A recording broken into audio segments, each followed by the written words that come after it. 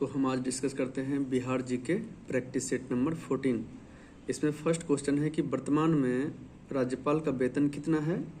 तो राज्यपाल का वेतन जो है 3.5 लाख रुपए पर मंथ है। और इसमें आपको एक चीज़ बताता हूँ कि इसमें मंथली सैलरी की बात करें तो जो न्यू हायरार्की आया है, न्यू स्ट्रक्चर आया है सैलरी का, तो उसमें देखा गया कि राष्ट्रपति का जो पर मंथ का सैलरी है ये सारा पर मंथ सैलरी है। तो प्रेसिडेंट का 5 लाख है, वाइस प्रेसिडेंट का 4 लाख है और गवर्नर का कितना है 3.5 लाख है। तो राष्ट्रपति, उपराष्ट्रपति, राज्यपाल 5 लाख, 4 लाख, 3.5 लाख। प्रधानमंत्री और जो चीफ जस्टिस ऑफ इंडिया है उनका कितना है 2,80,000 पर मंथ है। अब देखते हैं कि जो जज ऑफ सुप्रीम कोर्ट हो, चाहे चीफ इलेक्शन कमिश्नर हो, मुख्य सूचना आयुक्त है, कंट्रोलर एंड ऑडिट जनरल हो CAG, and chairman of UPSC हो, चाहे अटॉर्नी जनरल हो, उसके बाद चाहे कैबिनेट सेक्रेटरी हो, chief of army, air, navy, Naval navy जो है, तो ये पूरे का जो है ना सैलरी 2.5 लाख रुपए पर मंथ होती है। तो प्रेसिडेंट का कितना है 5 लाख, उपराष्ट्रपति का 4 लाख रुपए, राज्यपाल का 3.5 लाख, प्रधानमंत्री का 2,80,000 और चीफ जस्टिस ऑफ इंडिया का भी 2,80,000 है। नेक्स्ट चलते हैं कि राज्य वित्त आयोग का गठन किसके द्वारा किया गया है। तो राज्य वित्त आयोग के बारे में पढ़ते हैं पहले कि राज्य वित्त आयोग क्या है। तो उसके बारे में हम देखते हैं कि राज्य वित्त आयोग एक संवैधानिक निकाय है जिसका जो गठन किया गया 73वां और 74वां संविधान संशोधन 1992 के तहत किया गया है। तो उसमें पंचायती राज व्यवस्था जो 73rd अमेंडमेंट जो 1992 में हुआ था, उसमें आर्टिकल जो 243 से लेकर 243 के ओ तक उसमें प्रावधान है और जिसमें 29 विषय की जानकारी मिलती है। तो उसमें जो एक आर्टिकल है आर्टिकल 243 आई से इनकम यानी वित्त आयोग का गठन। इसमें वित्त आयोग का गठन क्यों किया गया है, तो वित्त आयोग का गठन करने का मेन रीजन यही है कि राज्य की जो पंचायती है उसकी वित्तीय स्थिति की समीक्षा करता है, उसकी देख रेख करता है, उसकी लेखा परीक्षा करता है और परीक्षा करके क्या करता है, ये अपनी रिपोर्ट राज्यपाल को सौंपता है और राज्यपाल क्या करता है कि विधानमंडल के समक्ष वो प्रस्तुत करता है जिससे वित्त का आवंटन हो सके। तो उसमें हम अभी देखें कि जो राज्य वित्त आयोग है एक सिफारिश करती है। किसको सिफारिश करेगी, तो राज्यपाल को, क्योंकि राज्यपाल ही राज्य वित्त आयोग की नियुक्ति करती है। तो ये अपना जो रिपोर्ट है राज्यपाल को सौंपते हैं और राज्यपाल जो है जो भी राज्य के विधान मंडल हैं उसके समक्ष रखवाते हैं। और नेक्स्ट है कि ये सिफारिश क्या क्या करते हैं, तो उसमें है कि राज्य तथा जो स्थानीय निकाय जो लोकल बॉडीज है उसके बीच में जो टैक्स का जो वितरण है उसके बारे में। नेक्स्ट है कि स्थानीय निकायों को सौंपे जा सकने वाले या उनके द्वारा जो विनियोजित किए जा सकने वाले जो टैक्स हैं, शुल्क है आदि का वो निर्धारण करते हैं। और राज्य द्वारा जो लोकल बॉडीज में आपका ग्राम पंचायत, पंचायत समिति, जिला परिषद आते हैं, ठीक है, तो राज्य द्वारा जो स्थानीय निकाय को सहायता यानी ग्रांट वो प्रोवाइड करते हैं। तो इस तरह से देखते हैं कि राज्य वित्त आयोग का गठन किसके द्वारा किया गया था, तो राज्यपाल आर्टिकल 243 और उसी समय अगर केंद्रीय वित्त आयोग कहेगा तो उसमें राष्ट्रपति आर्टिकल 280 के तहत केंद्रीय वित्त आयोग की नियुक्ति करती है और उनका टेन्योर 5 ईयर्स का होता है। विधानसभा सदस्य बनने हेतु जो एलिजिबिलिटी है उसमें है कि भारत का नागरिक होना चाहिए, कोई लाभ का पद पर नहीं होना चाहिए, 25 वर्ष पूरा कर चुका हो, ठीक है। और यही जो योग्यताएं हैं ये लोकसभा के सदस्य के लिए भी है। अब राज्यसभा सदस्य और विधान परिषद का जो सदस्य है उसके लिए ये दोनों तो है ही, उसके साथ 30 वर्ष की आयु होनी चाहिए। किसके लिए, विधान परिषद और जो राज्यसभा है। विधानसभा के कार्य संचालन के लिए कोरम यानी गणपूर्ति यानी मिनिमम कितना सदस्य होने से जो संसद हो या विधानमंडल की कार्यवाही सुचारू रूप से चल सके, तो पूरे सदस्यों का 1/10 होना चाहिए, ठीक है। नेक्स्ट है कि विधान परिषद का कार्यकाल, चूँकि विधान परिषद के सदस्यों का कार्यकाल 6 साल का होता है, लेकिन विधान परिषद का कार्यकाल पूछे या राज्यसभा का कार्यकाल पूछे तो चूँकि दोनों जो बॉडी है ना वो अस्थाई बॉडी है, इसका विघटन नहीं हो सकता, इसलिए ये दोनों का कार्यकाल इसमें कोई नहीं होता है। बट अगर कहे विधान परिषद और राज्यसभा के सदस्यों का कार्यकाल तो उसमें 6 वर्ष होती है। बिहार पंचायती राज अधिनियम के अंतर्गत ग्राम पंचायत के गठन हेतु गांव की कितनी जनसंख्या होना अनिवार्य है? तो उसमें देखा जाता है कि जो उस जिला के जो डिस्ट्रिक्ट मजिस्ट्रेट हैं उनके द्वारा निर्धारित होता है, जो मानदंड है कि मिनिमम 7000 होने से ग्राम पंचायत का गठन किया जाएगा। ठीक है। और पंचायत समिति उस राज्य में जो है ना, चूँकि जो लोकल बॉडीज है उसके जो त्रिस्तरीय निकाय में ग्राम पंचायत, पंचायत समिति, जिला परिषद हैं, तो जो पंचायत समिति है उसी राज्य में लागू हो गए जिस राज्य की जनसंख्या 20 लाख से ऊपर होना चाहिए। राज्य महिला आयोग का सदस्यों का कार्यकाल कितना होता है? तो जो राज्य महिला आयोग है वो 31 जनवरी 1992 को इसकी स्थापना हुई थी और इनका सदस्यों का कार्यकाल 3 वर्ष का होता है। किस पंचवर्षीय योजना के दौरान बिहार में जयप्रकाश रोजगार गारंटी योजना आरंभ किया गया? तो 10वीं में। और 5वीं जो पंचवर्षीय योजना था, गरीबी उन्मूलन का नारा इंदिरा गांधी ने दिए थे। 9th नंबर में है कि किस जिला प्रमंडल के अंतर्गत आता है? तो पटना जो है, ये पटना के जो अंतर्गत आते हैं टोटल नालंदा है, कैमूर है, बक्सर है। तो इसमें हम देखते हैं कि पहले प्रमंडल के बारे में पढ़ते हैं। तो इसमें हम देखते हैं कि जो टोटल बिहार है, ये बिहार का मैप है।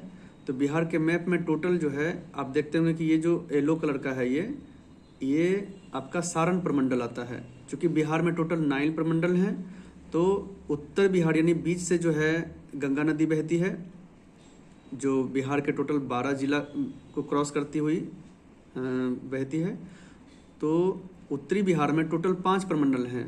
येलो कलर का जो है सारण है, नेक्स्ट ये जो है ये तिरहुत है, मधुबनी, दरभंगा, समस्तीपुर, यह जो है दरभंगा प्रमंडल में आते हैं। नेक्स्ट ये कोसी प्रमंडल है, उसके बाद पूर्णिया प्रमंडल।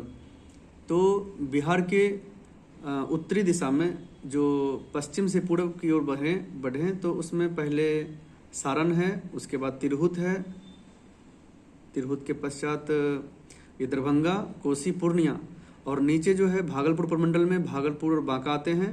उसके पश्चात मुंगेर प्रमंडल में ये टोटल 6 डिस्ट्रिक्ट आते हैं। उसके बाद ये जो मगध प्रमंडल को दर्शाता है, और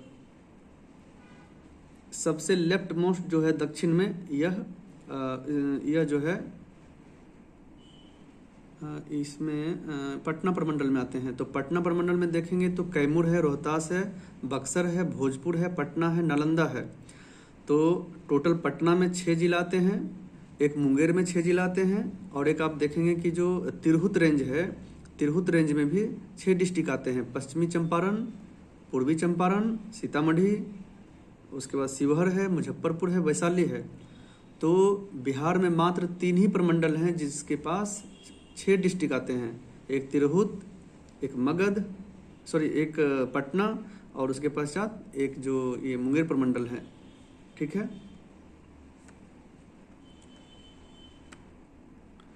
तो पटना प्रमंडल किसके अंतर्गत आएंगे?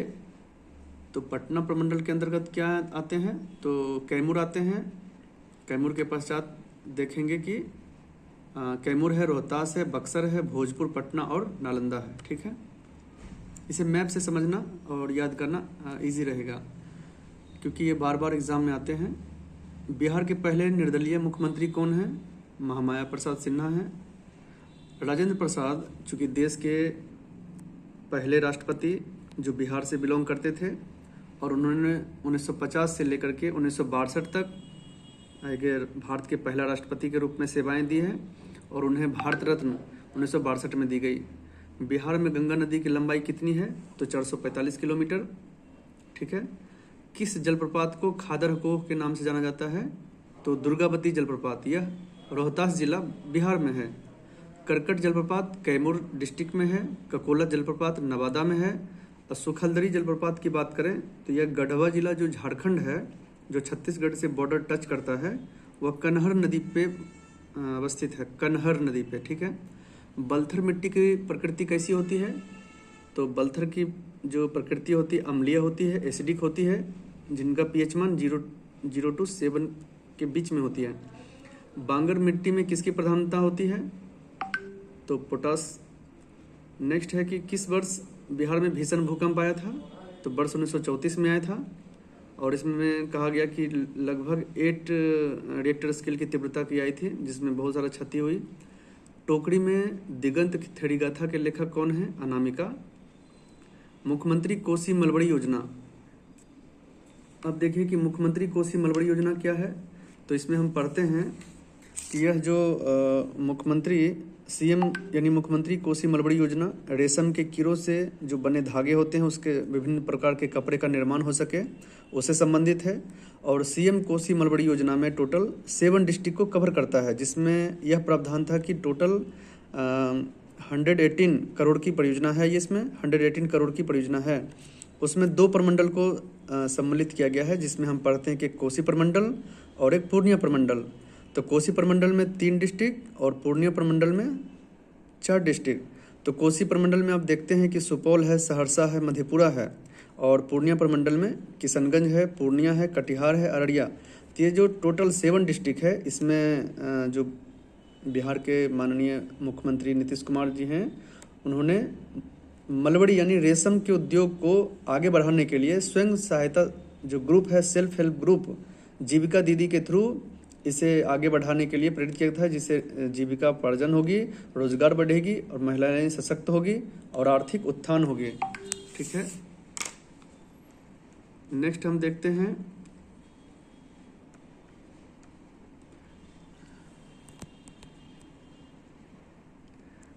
कि बिहार में चर्म जो संस्थान कहाँ स्थापित की गई है? तो मुजफ्फरपुर में, और मुजफ्फरपुर में ही लोटा विद्रोह हुआ था।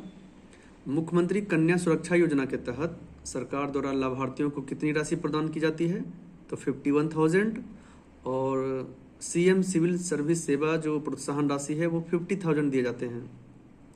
राजनीति का संत किसे कहा जाते हैं? भोला पासवान शास्त्री को। और तिलका मांझी जो है वो एक जनजातीय आंदोलन किए थे और भागलपुर के जो अंग्रेज कलेक्टर थे क्विंसलैंड, उनकी हत्या किए थे। ठीक है, किस मिट्टी को करेल केवाल मिट्टी के नाम से जाना जाता है? तो पुरानी जलोढ़ मिट्टी। कौन सी नदी दक्षिण दिशा से गंगा नदी मिलती है? तो आपको बता दूं कि बिहार का जो दक्षिणवर्ती एरिया है यानी गंगा के नीचे, उसमें से पहले आती है क्रमनासा नदी, सोन नदी, फल्गु नदी, पुनपुन नदी। तो ये सारे नदियाँ, अजय नदी, क्यूल नदी, तो दक्षिण दिशा से गंगा नदी में मिलती है। अगर हम उत्तर दिशा की बात करें यानी नेपाल के तराई एरिया से जो बिहार का उत्तर दिशा से जो गंगा में मिलती है, तो उसमें बूढ़ी गंडक, गंडक, कमला, कोसी, बागमती और महानंदा का स्थान आता है।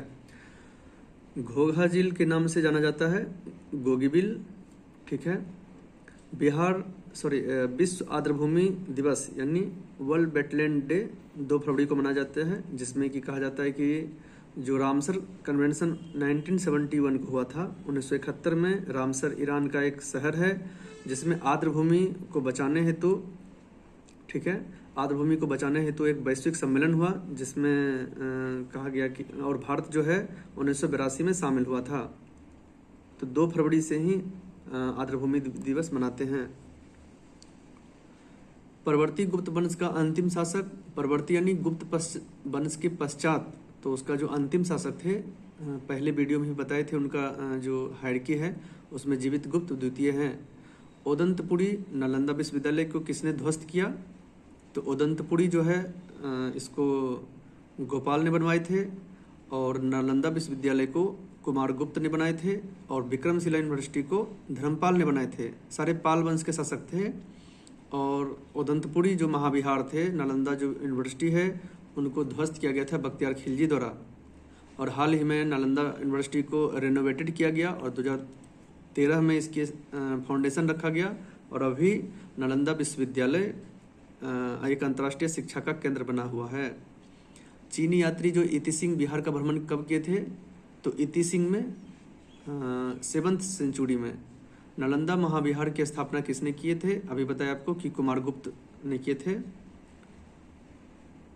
पाल वंश के द्वितीय संस्थापक पाल वंश के संस्थापक तो गोपाल को कहा जाता है, लेकिन द्वितीय जो संस्थापक है महिपाल प्रथम को कहा जाता है। देवपाल ने जावा के शासक बालपुत्र देव के अनुरोध पर किस स्थान पर बौद्ध महाविहार की देखरेख के लिए 5 गांव ग्रांट किए थे? नालंदा में है। मनेर में स्थित मखदूम शाह दौलत का मकबरा बिहार में मुगल स्थापत्य कला का सर्वोत्तम उदाहरण है। यह मकबरा किसके द्वारा निर्मित कराया गया? तो इब्राहिम खान के द्वारा निर्मित कराया गया था। ठीक है। नेक्स्ट है चीनी यात्री ह्वेनसांग। ह्वेनसांग जो है यहाँ के शासक, भारत के शासक हर्षवर्धन के शासनकाल में आए थे और उन्होंने नालंदा यूनिवर्सिटी में अध्ययन किए थे। तक्षशिला के बारे में बताता हूँ कि तक्षशिला जो है यह उत्तरी पश्चिमी एरिया में पड़ती है और इसके जो आचार्य थे कौटिल्य थे और विक्रमशिला का जो स्थापना किए धर्मपाल ने किए थे। कर्नाट वंश का पूर्णतः अंत कब हुआ? तो कर्नाट वंश के बताते हैं कि कर्नाट वंश एक्चुअली कर्नाट वंश जो है इसके बारे में आपको कुछ जानकारी देता हूँ। तो कर्नाट वंश जो है 1097 ईस्वी में इसको नान्यदेव ने स्थापित किए थे और इनका जो पहला जो इनका कैपिटल था सिमरौनगढ़ में था। सिमरौनगढ़ जो नेपाल में आती है और बाद में इसका जो है दरभंगा इसका कैपिटल बनाया गया। तो कर्नाट वंश चूँकि दरभंगा जो इन मिथिलांचल क्षेत्र और नेपाल का जो तराई क्षेत्र थे वहाँ पे शासन किए थे। तो इनका जो पहला संस्थापक थे नान्यदेव थे और इन्होंने साहित्य संस्कृति का विकास इनके कार्यकाल में बहुत सारा हुआ और इसमें कहा जाता है कि एक वर्ण रत्नाकर थे। वर्ण रत्नाकर जो एक मैथिली का साहित्य का जो है ना पहला ज्ञात ग्रंथ रचा गया था और इस शासक के इस वंश के अंतिम जो शासक थे वो हरसिंह देव थे और इसी हरसिंह देव पर 1324 ईस्वी में तुर्क शासक गयासुद्दीन जो तुगलक थे दिल्ली के जो शासक थे उसमें उसने क्या किया कि इस पर अटैक किया और अटैक करके इनका जो वंश था उनको ख़त्म कर दिया गया। अंततः कर्नाट वंश छोटे छोटे प्रांत में शासक करते हुए अंततः 1378 में ये पूर्णतः खत्म हो गए। तो उसी में कहा जाता है कि कर्नाट वंश का पूर्णतः अंत कब हुआ? तो अभी जैसा बताया आपको कि 1097 से लेकर 1324 तक शासन किए, उसके पश्चात 1378 में उनकी शासन पूर्णतः खत्म हुआ।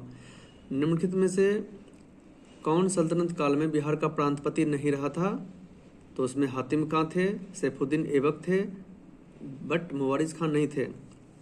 बिहार राज्य का नाम बिहार किसने दिया था? तो तुर्कों ने दिया था। और बिहार का ये होता है विहार का मतलब, इस विहार का मतलब ये होता है कि बौद्ध भिक्षुओं का निवास स्थान। अमर सिंह जो कि वीर कुंवर सिंह जो स्वतंत्रता सेनानी थे बिहार से, जो 1857 में भाग लिए थे, उनके जो बड़े भाई अमर सिंह को अंग्रेजों द्वारा बंदी बनाकर किस जेल में रखा गया था? तो गोरखपुर जेल में, वर्तमान यूपी में है। चंपारण जो एग्रेरियन कमेटी थे उनके सदस्य कौन? चंपारण एग्रेरियन कमेटी जो 3 कठिया पद्धति को हटाने के लिए थी, 3/20 जो 20 कट्ठा में मिनिमम 3 कट्ठा की जो नील की खेती होना अनिवार्य था, तो उसके लिए जो कमेटी बनाई गई थी उसमें से ब्रजकिशोर प्रसाद थे, रामनवमी प्रसाद थे, तो राजेंद्र प्रसाद भी थे, गांधी जी भी थे, तो में से एक से अधिक होंगे। 1923 में जो स्वराज पार्टी का स्थापना किया गया था मोतीलाल नेहरू और चित्तरंजन दास द्वारा, तो उसी समय बिहार में भी स्थापित एक स्वराज दल के अध्यक्ष कौन थे? तो नारायण प्रसाद थे। इल्तुतमिश ने किसे बिहार प्रांत में दिल्ली सल्तनत के प्रथम प्रतिनिधि के रूप में नियुक्त किया? इल्तुतमिश जो थे कुतुबुद्दीन ऐबक के दामाद थे और दिल्ली सल्तनत का एक प्रमुख शासक भी थे, ठीक है, गुलाम वंश के। तो इन्होंने दिल्ली सल्तनत के प्रथम प्रतिनिधि के रूप में बिहार में किसे चुना गया? तो मलिक अलाउद्दीन जानी को। पाटलिपुत्र की शासन व्यवस्था का विस्तृत वर्णन मेगास्थनीज के इंडिका से मिलती है। मगध में प्रथम ब्राह्मण राज्य, तो आप जानते हैं कि पुष्यमित्र शुंग ने एक ब्राह्मण थे और ब्राह्मण राज्य की स्थापना किए थे, ठीक है।